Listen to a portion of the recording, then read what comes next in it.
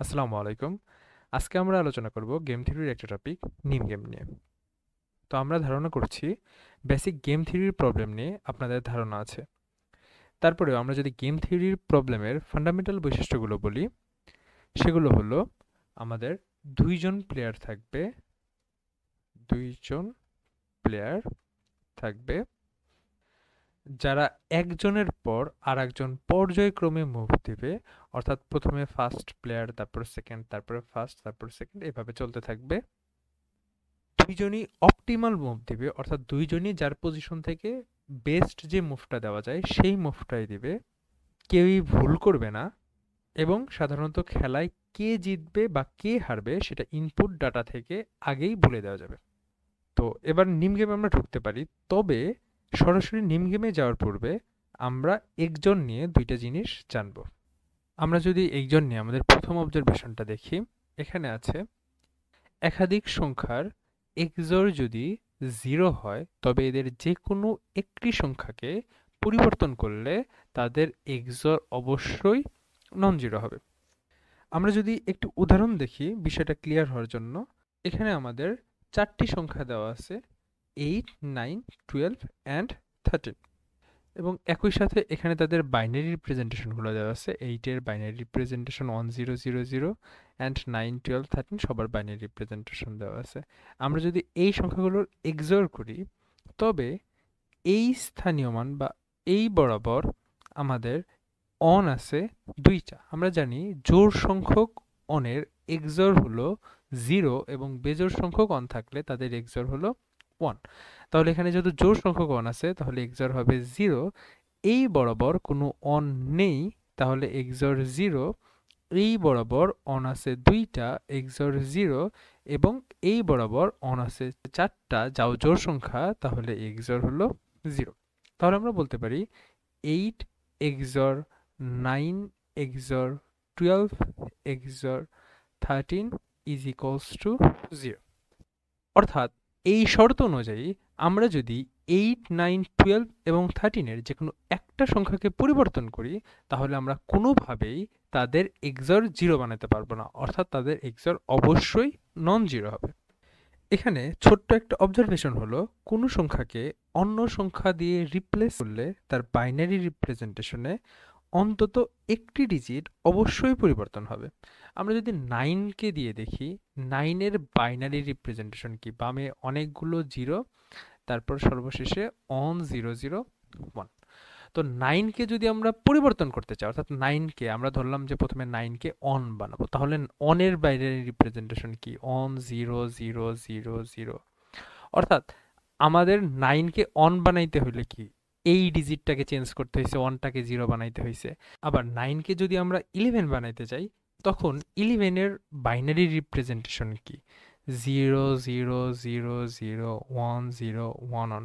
অর্থাৎ এই জিরোটাকে যদি অন বানিয়ে দেই তাহলে কিন্তু আমাদের 9টা কি হয়ে যেতেছে? 11 হয়ে যেতেছে। আমরা যদি 9কে 7 বানাইতে চাই তাহলে আমাদের 7-এর বাইনারি রিপ্রেজেন্টেশনটা কি? 7-এর বাইনারি রিপ্রেজেন্টেশন হলো 00000111। অর্থাৎ এই ওয়ানটাকে 0, এই জিরোটাকে 1, এই জিরোটাকে 1 বানাইলে আমাদের 9 কি হয়ে যাবে? 7 হয়ে যাবে। তো এতটুকু ক্লিয়ার যে কোনো সংখ্যাকে পরিবর্তন করলে তার বাইনারি রিপ্রেজেন্টেশনে অন্তত একটা বিট অবশ্যই পরিবর্তন হবে। অর্থাৎ 0 অন হয়ে যাবে যে কোনো একটা বিট, অন্তত একটা বিট, এবং অন 0 হয়ে যাবে। আমরা যদি এখন একটু এই পাশে আসি, ধরলাম যে 9কে যে আমরা পরিবর্তন করব, 9-এর এই বিটটাকে আমরা চেঞ্জ করতে চাই। তো এই বিটটাকে যদি চেঞ্জ করি তাহলে অন কি হয়ে যাবে? অন হয়ে যাবে 0। তাহলে অন যদি 0 হয়, এই বরাবর আমাদের অন হয় 3টা, তাহলে এখানে এক্সরের কিন্তু 1 বসবে। তাহলে কি আমাদের এক্সর 0 হওয়া পসিবল না? তাহলে আমরা এই বিটটা চেঞ্জ করব না। আমরা দেখি যে এই বিটটাকে চেঞ্জ করা যায় কিনা। এই বিটটাকে যদি চেঞ্জ করি তাহলে আমাদের 0 অন হয়ে যাবে। এই ক্ষেত্রেও কিন্তু অন হয়ে যায় বিজোড় সংখ্যক, তাহলে এখানে একটা 1 হবে। এই ক্ষেত্রেও এক্সর 0 হইতেছে না। আবার আমরা যদি এই বিটটাকে অন বানানোর চেষ্টা করি তাহলে 1 ছিল 0টা, এখন অন একটা বেড়ে হলো 1টা, অর্থাৎ বিজোড় সংখ্যক অন, তাহলে এখানে এক্সর অন হয়ে যাবে আর 0 থাকলো না। আবার যদি আমরা এই ডিজিটটাকে চেঞ্জ করি সেই ক্ষেত্রেও কিন্তু এই বরাবর অন হয়ে যায় একটা, তাহলে এখানে এক্সর নন জিরো। আবার এর বামের যে কোনো শূন্যকে যদি আমরা পরিবর্তন করি সেই বরাবর একের সংখ্যা হয়ে যায় এক, তখন সেখানে একটা এক বসবে, অর্থাৎ এক্সর নন জিরো হয়ে যাবে।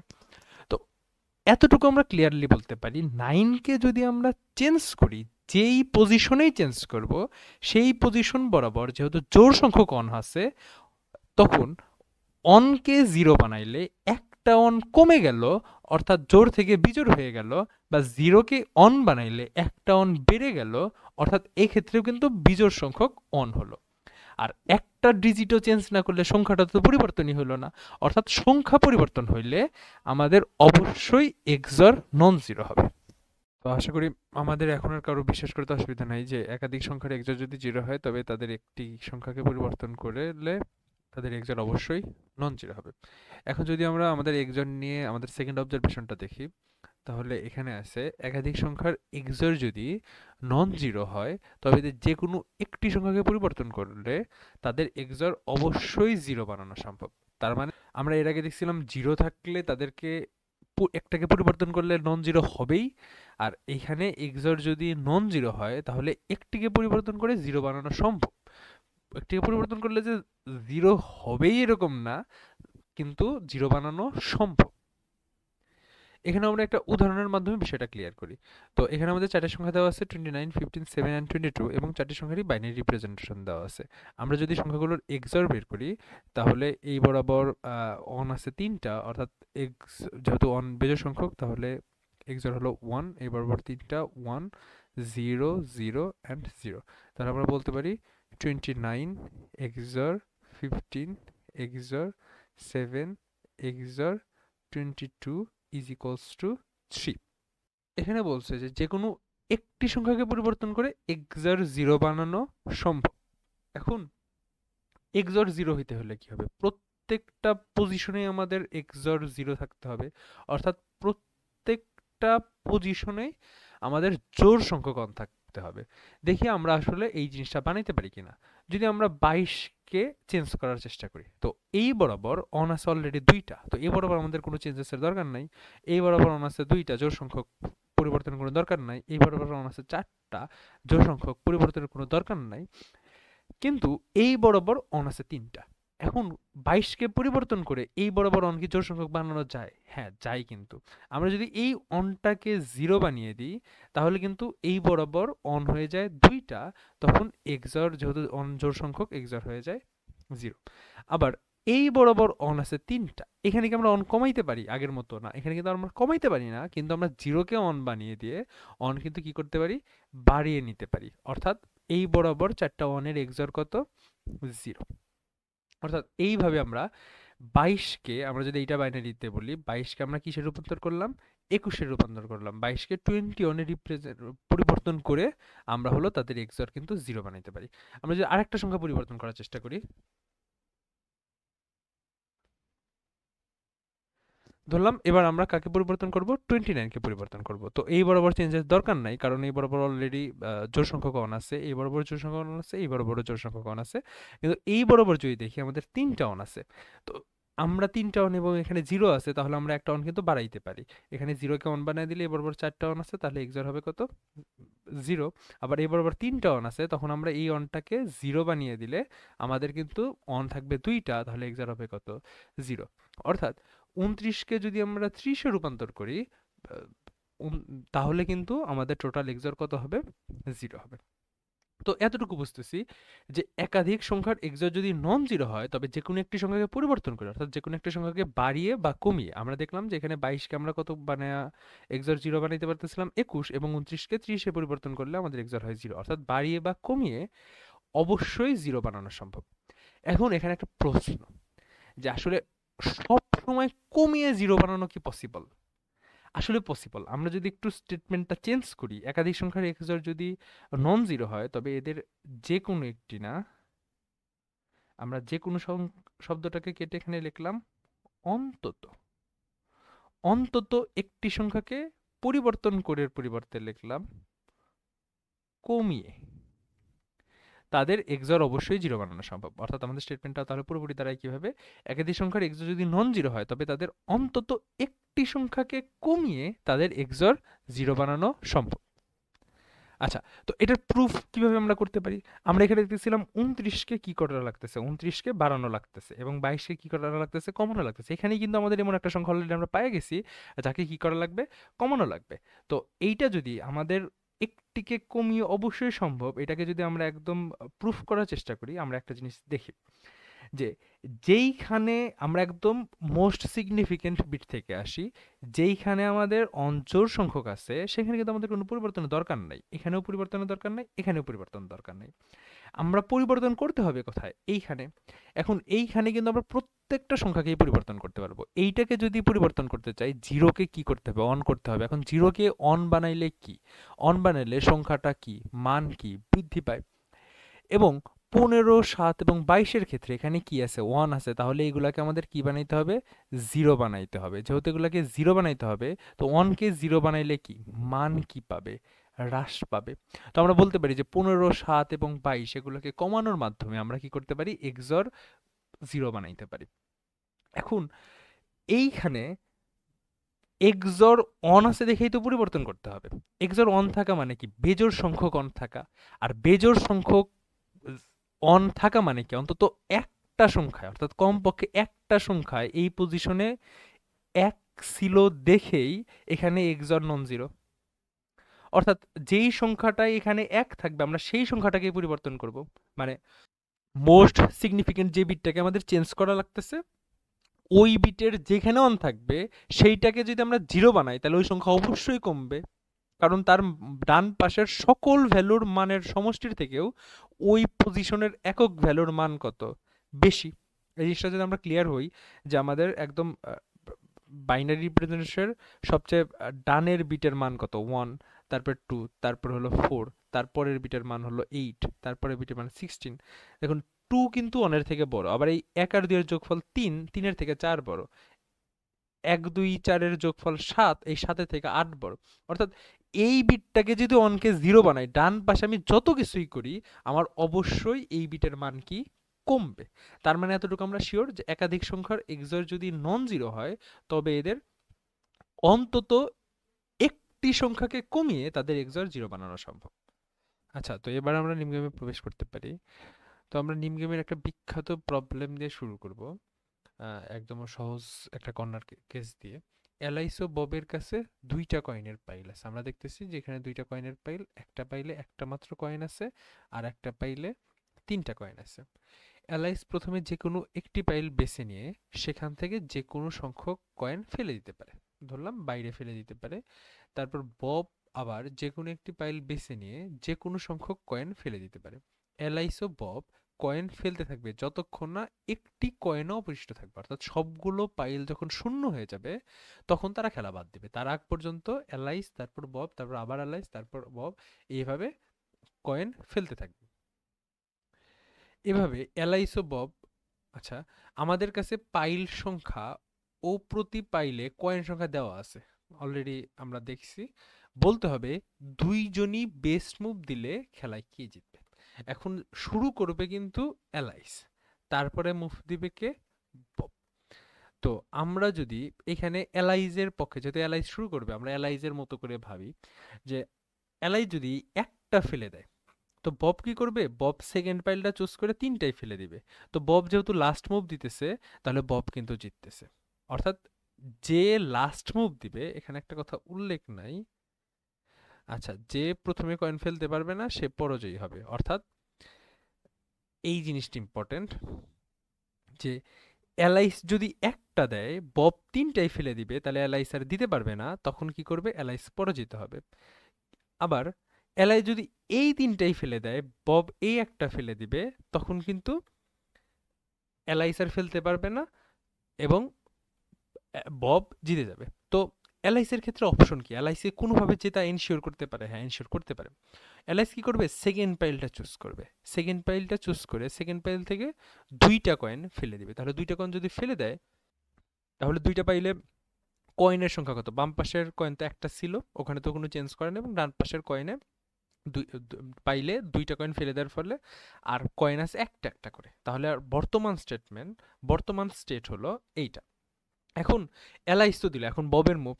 তো বব কি করতে পারবে? বব এই পাইল চুজ করে এই কয়েনটাও ফেলে দিতে পারে, এই পাইল চুজ করে এই কয়েনটাও ফেলে দিতে পারে। যদি বব যদি এইটা ফেলে দেয়, তাহলে এলাইস এইটা নেওয়ার পরে শূন্য হয়ে যাবে, এলাইস জিতবে। আবার বব যদি এইটা ফেলে দেয়, তাহলে এলাইস এইটা নিবে, তখন কি করবে? এলাইস আবার জিতবে, কারণ লাস্টটা এলাইস নিতেছে, বব আর দিতে পারতেছে না। অর্থাৎ এলাইস যদি সেকেন্ড পাইল চুজ করে সেখান থেকে 2টা কয়েন ফেলে দেয়, তাহলে 2টা পাইলে একটা একটা কয়েন থাকে।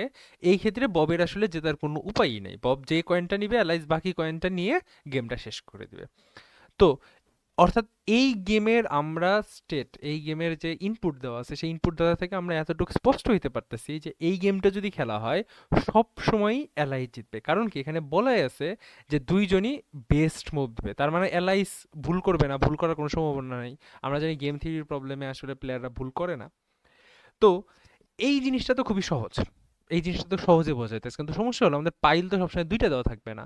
আমাদের এখানে আমরা আরেকটু হার্ডার টেস্ট কেস নিয়ে যদি চিন্তা ভাবনা করি, আমাদের এখানে 4টা পাইল আছে, 4টা পাইল আছে, এবং 4টা পাইলে 3টা 5টা 1টা এবং 7টা করে কয়েন আছে। আমাদের প্রবলেম স্টেটমেন্ট একই, প্রথমে এলাইস, তারপর বব, তারপর এলাইস, তারপর বব। ওরা যে কোনো একটা করে পাইল চুজ করবে, চুজ করে ইচ্ছা মতো ওই পাইলে যতগুলো আছে তার থেকে কয়েন ফেলে দিতে পারবে। এখন কথা হইলো যে এইখানে এলাইস যদি শুরু করে, সে কি জিততে পারবে নাকি বব জিতবে সবসময়? আমরা এই জিনিসটা কি আসলে আগের মতো ক্যালকুলেশন করে মুখে মুখে ক্যালকুলেশন করতে পারি? আসলে এই জিনিসটা মুখে মুখে ক্যালকুলেশন করে বের করা অনেক বেশি হার্ডার। কিন্তু এই জিনিসটা আমরা আরেকভাবে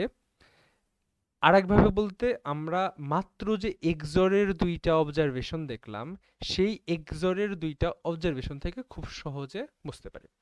আমাদের 3, 5, অন এবং 7 এর এক্সর কত? আমরা যদি এইগুলোকে বাইনারি রিপ্রেজেন্টেশন করি, 3 এর বাইনারি রিপ্রেজেন্টেশন এইটা, 5 অন 7, তো এদের এক্সর হলো 0, 0, 0। অর্থাৎ এদের সবাইকে এক্সর করলে কত আসে? এক্সর করলে আসে হলো 0। ওকে, ইজ ইকুয়ালস টু 0। এখন এলাইস কি অবস্থায় পাইল? এলাইস পাইল যে সবগুলা নাম্বারের এক্সর হলো 0। আমরা আমাদের ফার্স্ট অবজারভেশন থেকে জানি, একাধিক সংখ্যার এক্সর যদি 0 হয়, তবে তাদের যে কোনো একটি সংখ্যাকে পরিবর্তন করলে, অর্থাৎ বাড়ালে বা কমালে, তাদের এক্সর অবশ্যই নন জিরো হবে।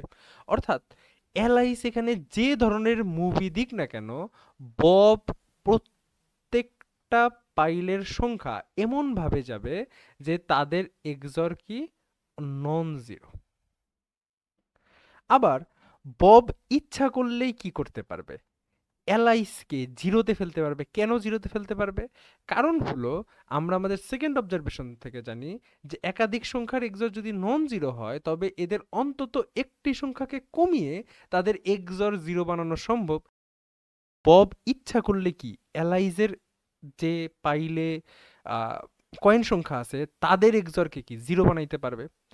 আবার এলাইস যেহেতু জিরো অবস্থায় পাইছে, পপকে কিন্তু কোনোভাবেই জিরো অবস্থায় বানাইতে পারবে না, কারণ কি আমরা জানি এক্সর জিরো হলে একটাকে পরিবর্তন করলে অবশ্যই সেখানে নন জিরো হবে।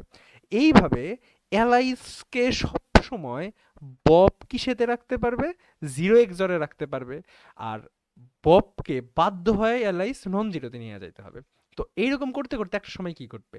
এরকম করতে করতে সবগুলা পাইলে কি হয়ে যাবে? ফাঁকা হয়ে যাবে, অর্থাৎ একটা জায়গায়ও কোনো কয়েন থাকবে না। এখন সবগুলা ফাঁকা মানে কি?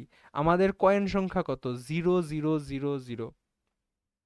তো এখন জিরো এক্সর মানে 4টা জিরোর এক্সর কি? অবশ্যই কত? 0। এখন এলাইস যেহেতু সবসময় এক্সর 0 অবস্থায় পেতেছে, তাহলে এই স্টেটটাও কি এলআইসি পাবে? কারণ বব সবসময় এক্সর কি? নন জিরো পাইতেছে। তাহলে এই যে 0, 0, 0, 0 স্টেট, এই স্টেট কি বব কখনো পাবে? না, বব কখনোই পাবে না। কারণ হলো, ববের নাম্বার অফ এলিমেন্টের এক্সর সবসময় কি থাকবে? নন জিরো থাকবে। তার মানে এতটুকু বলতে পারি, অবশ্যই বব এই ম্যাচে উইনার এবং অ্যালাইস হলো লুজার। আচ্ছা, তো ইন জেনারেল আমাদের বিষয়টা কি দাঁড়ালো? ইন জেনারেল আমাদের বিষয়টা দাঁড়ালো যে আমাদের যে সংখ্যকই পাইল দেওয়া থাকুক না কেন, তাদের কয়েন সংখ্যার এক্সর যদি 0 হয়, তো অ্যালাইস কি করবে? অ্যালাইস বাধ্য হয়ে নন জিরোতে দিতে হবে এবং বব সেটাকে আবার জিরোতে নিয়ে যাবে। তো zero, non zero, zero, non zero, এরকম ভাবে সবসময় অ্যালাইসের কাছে জিরো আসতেছে, যার কারণে অ্যালাইস অবশ্যই ম্যাচটা হারতেছে। আবার একদম শুরুতে যদি এক্সর জিরো না হয়ে এক্সর কি হয়, নন জিরো হয়, তাহলে কি ঘটবে? যে একদম শুরুতে নন জিরো, নন জিরো পাইতেছে কি অ্যালাইস, তো অ্যালাইস তো সুন্দর করে সেটাকে জিরো বানিয়ে দিবে কার কাছে? ববের কাছে। তো ববের বাধ্য হয়ে আবার অ্যালাইসের কাছে নন জিরো দিতে হবে, আবার জিরো পাইতেছে কে?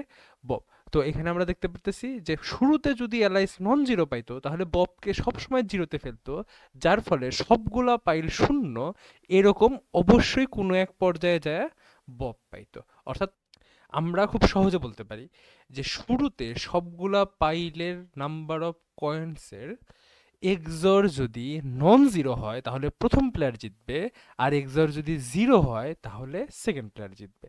আমরা একটা প্রবলেম সলভ করে এই জিনিসটা আরো এনশিওর করি। আমরা যদি সিএসসিএস এর এই প্রবলেমটা দেখি, যে there are n heaps of sticks, আমাদের ওখানে পাইল ছিল কয়েনের, এখানে স্টিকের heap. Two players move alternatively on each move. A player chooses non-empty heap, মানে যে হিপটা এখনো ফাঁকা না সেটা চুজ করবে এবং রিমুভ করবে কিছু স্টিক, কি করবে সেখান থেকে রিমুভ করবে। The player who removes the last stick wins the game. অর্থাৎ আমরা যে প্রবলেমটা তখন সলভ করলাম এটা কিন্তু তারই একদম সেম প্রবলেমই, শুধু ওখানে কয়েন ছিল, এখানে হলো স্টিক। এখন এইটা যদি আমরা ইমপ্লিমেন্ট করি, তো আমাদের এখানে টেস্ট কেস আছে, আমরা টেস্ট কেস নিলাম। আমাদের প্রথমে একটা ইন্টিজার n দেওয়া আছে, ইন্টিজার n, সিন n, এন্ড দেন আমাদের কি করা আছে, n সংখ্যক এলিমেন্ট দেওয়া আছে। এখন আমরা জানি কি, যে এই n সংখ্যক এলিমেন্টের এক্সর যদি 0 হয় তাহলে ফার্স্ট প্লেয়ার হারবে, অর্থাৎ সেকেন্ড প্লেয়ার জিতবে, এবং এক্সর যদি নন জিরো হয় তাহলে ফার্স্ট প্লেয়ার জিতবে। তো আমরা প্রথমে আমরা ধরে নিলাম যে আমাদের এক্সর কত, 0, কারণ জিরোর সাথে যে সংখ্যাকে এক্সর করি তার এক্সর আসলে সেই সংখ্যাটাই হয়। তো আমরা যখন অনেক সংখ্যা সংখ্যার এক্সর বের করবো সবসময় এক্সরে আমরা কি ধরে নিব, 0 ধরে নিব। এখন যদি আমরা ইনপুটটা নিতে নিতেই এক্সরটা আপডেট করি, তাহলে আমাদের n সংখ্যক ইনপুট নিতে হবে।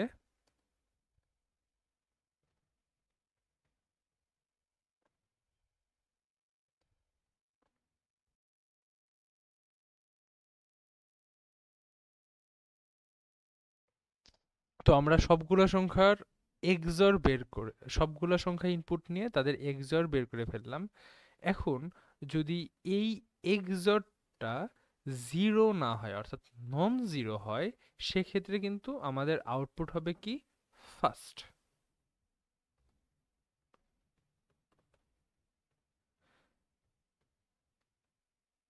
এবং আমাদের এক্সর যদি কি হয়, 0 হয়, সেক্ষেত্রে সেক্ষেত্রে কিন্তু আমাদের প্রথম প্লেয়ার জিততে পারবে না, সেক্ষেত্রে আমাদের জিতবে সেকেন্ড প্লেয়ার। তো আউটপুট হবে সেকেন্ড। আমরা যদি একটু টেস্ট কেস দেখি, ওকে ফাইন, আমাদের টেস্ট কেস পাস্ট, আশা করি আমাদের কোডটাও হবে।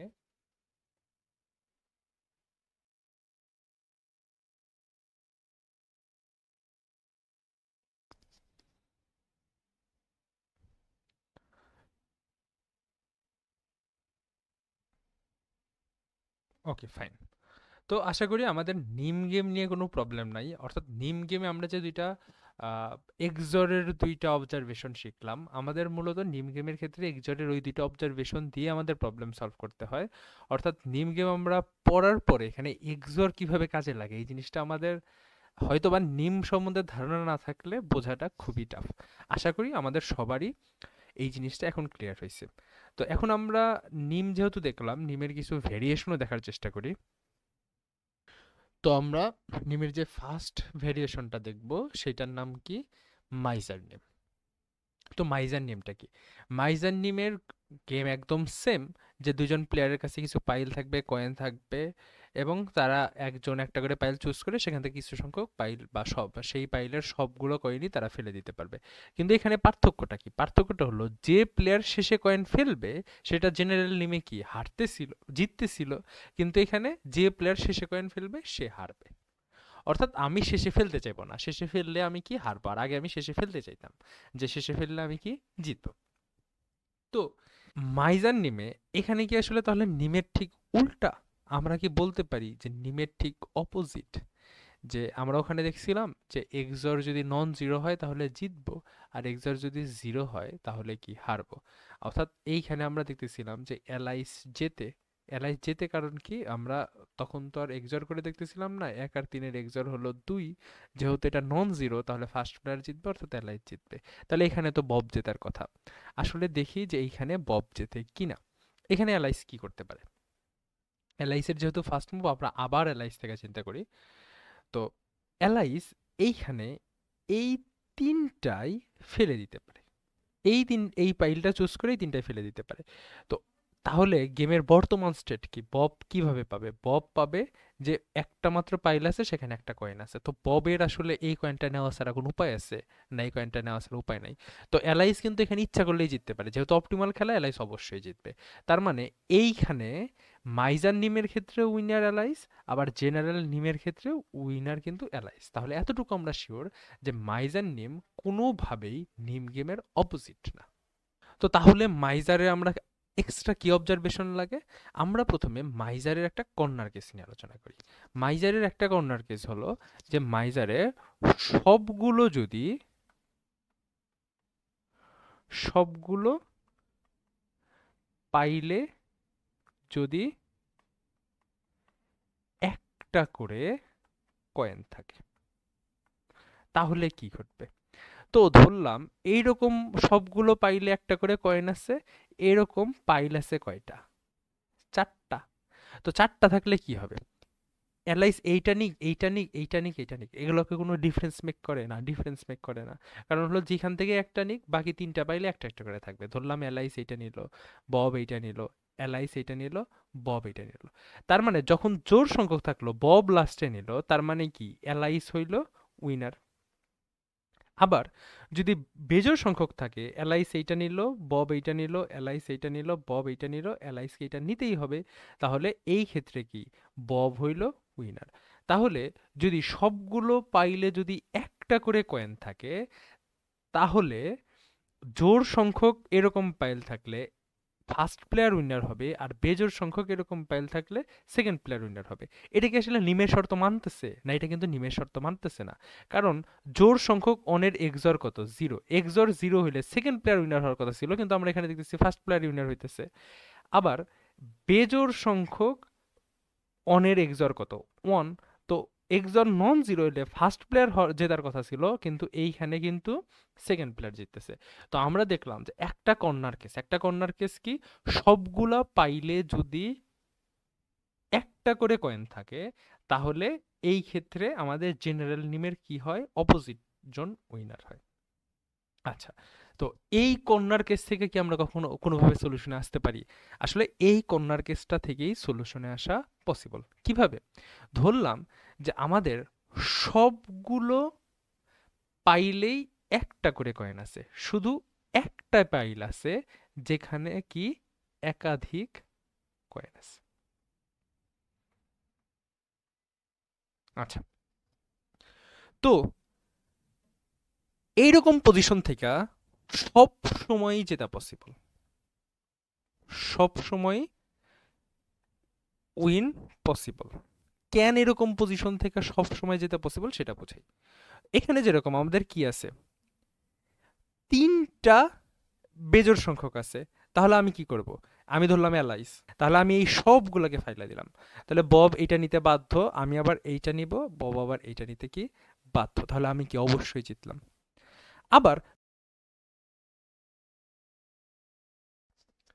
এরকমই থাকতো, কিন্তু এইখানে যেরকম একটা পাইলে একাধিক আছে, কিন্তু চারটা কয়েন আছে এরকম পাইল আছে জোড় সংখ্যা অর্থাৎ চারটা, তাহলে এই ক্ষেত্রে আমি এলাইস হলে কি করতাম, আমি এইখানে আরো একটা রাইখা দিতাম, আরো একটা রাইখা অর্থাৎ একটা রেখা বাকি সবগুলা ফেলে দিতাম। যদি একাধিক আছে তো এটা তো আমার ক্ষেত্রে অবশ্যই পসিবল যে একটা রেখা বাকি সবগুলা ফেলাই দিব। তাহলে চারটা আবার কি হয়ে যেতেছে, পাঁচটা একটা কয়েন আছে এরকম। এখন খেলা শুরু করবে কি বব, তো বব এইটা নিবে, আচ্ছা পাঁচটা এটা বাদ দিতে হবে, এলাইস এইটা নিবে, বব এইটা নিবে, এলাইস এটা নিবে, বব লাস্ট এটা নিবে, তার মানে কি হারলো। তার মানে যদি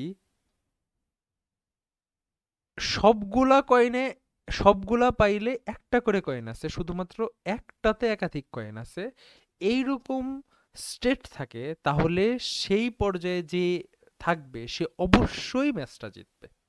কারণ সে ইচ্ছা করলে যদি এখানে বিজোড় সংখ্যক সিঙ্গেল কয়েন সহ পাইল থাকে, সেই ক্ষেত্রে সে সবগুলা নিবে। আর যদি জোড় সংখ্যক থাকে তাহলে একটা বাদে সবগুলা নিবে, দুইটাই কি উইনিং স্টেট। আচ্ছা, তো এরপরের কথা কি, এরপরের কথা হলো যে এই যে এরকম ঘটনা যে সবগুলো একটা আছে, একটাতে মাত্র একাধিক আছে, তাদের এক্সর কত, তাদের এক্সর অবশ্যই নন জিরো। কারণ সবগুলো ওয়ান আর একটা ওয়ান না, তার এক্সর তো অবশ্যই নন জিরো। এখন এই জিনিসটার এক্সর যেহেতু নন জিরো, তাহলে আমাদের লাভ কি, লাভ হইল নন জিরো স্টেটে থাকা। কেন নন জিরো স্টেটে থাকা, কারণ হইল আমি সব সময় কি এই পজিশনে, অর্থাৎ সবগুলাতে একটা করে আছে, শুধুমাত্র একটা পাইলে একাধিক আছে, এই পজিশনে কি আমি সবার আগে পৌঁছাইতে যাব, এবং এই পজিশনে এক্সর কত, নন জিরো। তাহলে আমি সবসময় কি নন জিরোতে থাকার চেষ্টা করবো, অপোনেন্টকে সবসময় কোথায় রাখার চেষ্টা করব, জিরোতে রাখার চেষ্টা করব। তাহলে গেম কি আগের মতো হয়ে গেল না, যে ফার্স্ট প্লেয়ার যদি নন জিরো পায় তাহলে ও সেকেন্ড প্লেয়ারকে বাধ্য করবে জিরোতে থাকতে। আবার সেকেন্ড প্লেয়ার যেহেতু জিরো পাইলে ফার্স্ট প্লেয়ারকে নন জিরো দেওয়া ছাড়া ওর কোনো গতি নাই, আবার সেকেন্ড প্লেয়ার কি পাবে, জিরো পাবে। তো ফার্স্ট প্লেয়ার যদি নন জিরো পায়, সবসময় ফার্স্ট প্লেয়ার কোথায় থাকবে, নন জিরোতে থাকবে। এবং নন জিরোতে থাকতে থাকতে এইরকম স্টেট ফার্স্ট প্লেয়ার কি অবশ্যই আগে পাবে, আর আগে পাওয়া মানে কি সেখান থেকে অবশ্যই সে জিততে পারবে, এবং সেকেন্ড প্লেয়ার কি হারবে। আবার উল্টা ক্ষেত্রে ফার্স্ট প্লেয়ার যদি জিরো পায়, সেকেন্ড প্লেয়ার কি, সেকেন্ড প্লেয়ার কে অবশ্যই সে নন জিরো দিতে বাধ্য হবে, ফার্স্ট প্লেয়ারকে আবার সেকেন্ড প্লেয়ার জিরোতে দিবে, সেকেন্ড প্লেয়ার আবার নন জিরো পাবে। তাহলে এইভাবে এখন সেকেন্ড প্লেয়ার কি লাভবান হবে, কারণ এই স্টেটটা আগে পাবে অবশ্যই কে, সেকেন্ড প্লেয়ার। এই প্লেয়ার এই স্টেটটা পাওয়া মানেই জেতা। তার মানে এই ক্ষেত্রে কি সেকেন্ড প্লেয়ার জিতবে। তার মানে এইখানে কি নিম গেমের সাথে কোনো পার্থক্য হইলো না, এখানে কিন্তু নিম গেমের সাথে কোনো পার্থক্য নাই। আমরা জানি নিম গেমেও শুরুর এক্সর যদি নন জিরো হয় তাহলে ফার্স্ট প্লেয়ার যাবে, এবং যদি জিরো হয় তাহলে সেকেন্ড প্লেয়ার জিতবে। শুধুমাত্র এখানে পার্থক্য হলো যে সবগুলোই যদি ওয়ান থাকে সেটা হলো একটা কর্নার কেস। আমরা এই প্রবলেমটাও এখন একটু সলভ করে দেখার চেষ্টা করি। আচ্ছা, তো লাইটও যেতে একটা প্রবলেমই আছে মাইজান নিম নামে, তো আমরা এখন এই মাইজান নিমের এই প্রবলেমটা সলভ করি।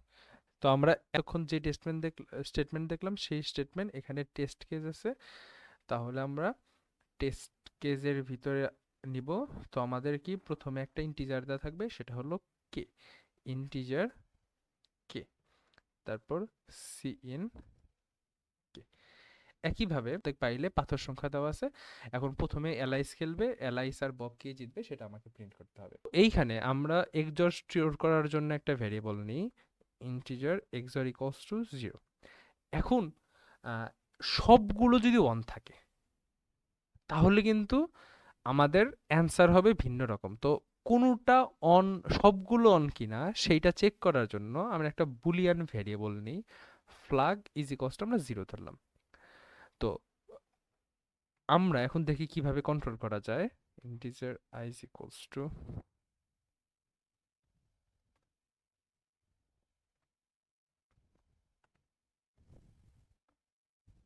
তো আমাদের এক্সরটা আপডেট করতে হবে, এক্সর ইকুয়ালস টু এক্স, এবং এই এফটা যদি একের থেকে বড় হয় কখনো, তাহলে আমাদের কিন্তু জেনারেল নিম গেম হবে। আর একটাও যদি একের থেকে বড় না হয় তাহলে ফ্ল্যাগটা কিন্তু কি থাকবে, জিরো থাকবে, তখন আমাদের সেই কর্নার কেসটা। তো আমরা সেই জন্যই ফ্ল্যাগ ভ্যারিয়েবলটা ইউজ করতেছিলাম, যে ফ্ল্যাগ ভ্যারিয়েবল দিয়ে যাতে আমরা কর্নার কেসটা কি করতে পারি, আইডেন্টিফাই করে সেই অনুযায়ী আউটপুট দিতে পারি। If flag is equals to 1, দেন আমাদের কি একদম জেনারেল নেম এটা। তাহলে জেনারেল নেম হইলে ইফ এক্সর যদি নন জিরো হয় তাহলে আমাদের আউটপুট হবে কি, এলাইস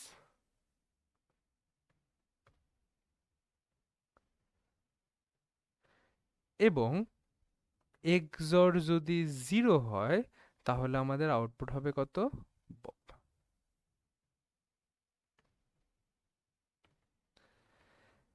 আর যদি আমরা ফ্ল্যাগ জিরো আছে এখনো, অর্থাৎ আমাদের কি একের বড় একটা এলিমেন্ট নাই, সবগুলো এক, তাহলে কি, তাহলে আমাদের এটা উল্টে যাবে। অর্থাৎ এক্সর যদি জিরো হয় সেই ক্ষেত্রেই হইল এলাইস প্রিন্ট হবে, আর এক্সর যদি নন জিরো হয় তাহলে সেই ক্ষেত্রে হলো বব প্রিন্ট হবে। তো এইটাই আমাদের সলিউশন হওয়ার কথা। এখানে যেহেতু কেস নাম্বার আছে তাহলে আমাদের কেস নাম্বার প্রিন্ট করতে হবে। তাহলে সি আউট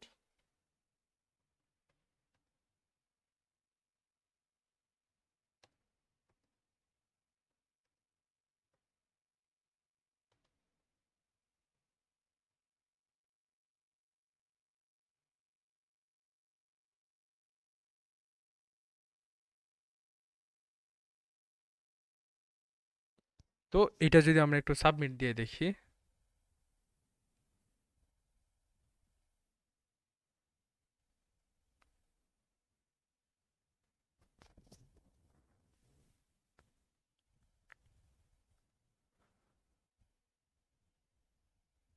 আচ্ছা, তো এইটাই ছিল আমাদের মাইজার নেম। এবার আমরা তাহলে আমাদের অন্য একটা ভেরিয়েশন দেখি। তো আমাদের নতুন যে ধরনের নেমটা দেখবো সেটার নাম হলো বোগাস নেম। তো নামের সাথে আসলে এর কাজেরও অনেক বেশি মিল আছে, আমরা একটু দেখি।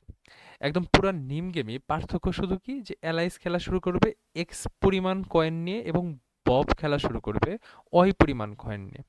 তারা যে কোনো মুভে পাইল থেকে কয়েন ফেলে দেওয়ার পরিবর্তে তাদের কাছে থাকা কয়েনের যে কোনো সংখ্যক কয়েন যোগ করতে পারবে। অর্থাৎ এলআইসির কাছে যে এক্স পরিমাণ কয়েন আছে, ধরলাম 10টা কয়েন আছে, এবং ববের কাছে ধরলাম 5টা এক্সট্রা কয়েন আছে, তো এরকম পাইল থেকে ওরা যে কোনো একটা মুভে ওদের কি করতে হবে, কয়েন ফেলতে হবে। কিন্তু ওরা কি করতে পারবে, একটা মুভে ফেলার পরিবর্তে এই 10টা থেকে ধরলাম যে ও কি করলো, দুইটা অ্যাড করে দিল, দুইটা এখানে অ্যাড করে দিল, একটা দুইটা অ্যাড করলো, ওর কাছে 8টা আছে। তো এইটাও করতে পারবে। আবার বব কি করতে পারে, তারপরে আবার ফেলেও দিতে পারবে, না হয় এখানে 5টা থেকে ওর যে কোনো দুইটা কি অ্যাড করে দিতে পারে। তো বোগাস নিমের সাথে মেন নিমের পার্থক্য হলো যে আমাদের মেন নিমে শুধু আমরা ফেলতেছিলাম, আর বোগাস নিমে অ্যালাইস এবং বব একই সাথে কিছু পরিমাণ পাথর নিয়ে খেলা শুরু করছে, যখন তারা খেলার যে কোনো পর্যায়ে তারা পাথর ফেলার পরিবর্তে সেগুলা কি করে দিতে পারে, অ্যাড করে দিতে পারে। আমরা যদি একটু উদাহরণ দেখি, যে ধরলাম যে অ্যালাইস হলো এই পাশে, তো অ্যালাইস প্রথমে কি 9টা এক্সট্রা কয়েন নিয়ে খেলা শুরু করছে, এবং বব এই পাশে, বব শুরুতে কি 5টা এক্সট্রা কয়েন নিয়ে খেলা শুরু করছে। তো একদম আমরা নিম গেমে যে উদাহরণটা দেখছিলাম সেটা এখানেও আছে, 3-5-on-7, একই সিচুয়েশন। আচ্ছা, তো এখন কি আসলে এরকম কিছু মনে হইতেছে যে যে বেশি পরিমাণ কয়েন নিয়ে খেলা শুরু করবে সেই জিতবে? আমি যখন প্রথমে প্রবলেমটা পড়ছিলাম আমার কাছে অনেকক্ষণ এই জিনিসটাই মনে হয়েছিল, যে না, হ্যাঁ, যে বেশি পরিমাণ কয়েন নিয়ে খেলা শুরু করবে সে তো কয়েন রাখতে পারবে, তার মানে কি সেই জিতবে। এখন কিন্তু আসলে রাখতে পারলেই কি খেলা শেষ? ব্যাপারটা কিন্তু এরকম না।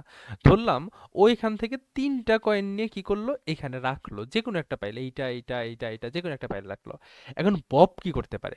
ববের তো এইরকম সিচুয়েশন ছিল, যখন 3টা পাইল এখানে রাখলো, 3টা কয়েন কি এক্সট্রা বাড়ছে, তো বব কি করতে পারে, এই 3টা পাইলকে কি শুরুতেই ফেলে দিতে পারে, মানে ববের অন্য মুভ ব্যতীত কি করতে পারে, এলাইজ যেটা রাখছে সেইটাই কেউ আগে ফেলে দিতে পারে।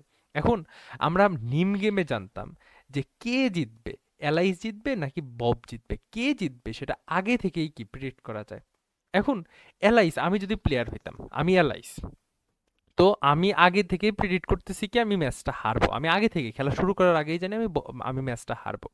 তো ম্যাচটা যেহেতু হারবো, তাহলে আমি নিমের যে জেনারেল নিম, অর্থাৎ শুধু ফেলে দেওয়া, সেটাকে আমি করতে চাইবো না, সেটা আমি করতে চাইবো না। সেক্ষেত্রে আমার টার্গেট থাকবে কি, যে আমি শুধু ফেলে দেওয়ার পরিবর্তে দেখি এখানে কিছু রাখতে পারি কিনা, তাহলে যদি ম্যাচটা চেঞ্জ হয়। এখন আমার অপোনেন্ট বব কি ভাববে? বব ভাববে যে যেহেতু এলাইস থেকে কোনো কয়েন এখানে রাখছে, তার মানে অবশ্যই ও এই গেমটা জিততে চাইতেছে। তার মানে আমি জিততে দিব না, যেই পরিমাণ কয়েন ও এক্সট্রা রাখছে সেই পরিমাণ কয়েনই আমি কি করলাম, মাইনাস আউট করলাম। তো এইটা হলো বিষয়, যে ওই এক্সট্রা কয়েন নিয়ে শুরু করুক না কেন, গেমের উপর তার কিন্তু কোনো ইফেক্ট নাই। কেন? কারণ যেই প্লেয়ার নিজের স্বার্থে এইখানে এক্সট্রা কয়েনগুলা রাখবে, তার অপোনেন্ট কি করবে, তার স্বার্থকে ডিসমিস করার জন্য সেই কয়েনগুলাই কি আগে ফেলবে।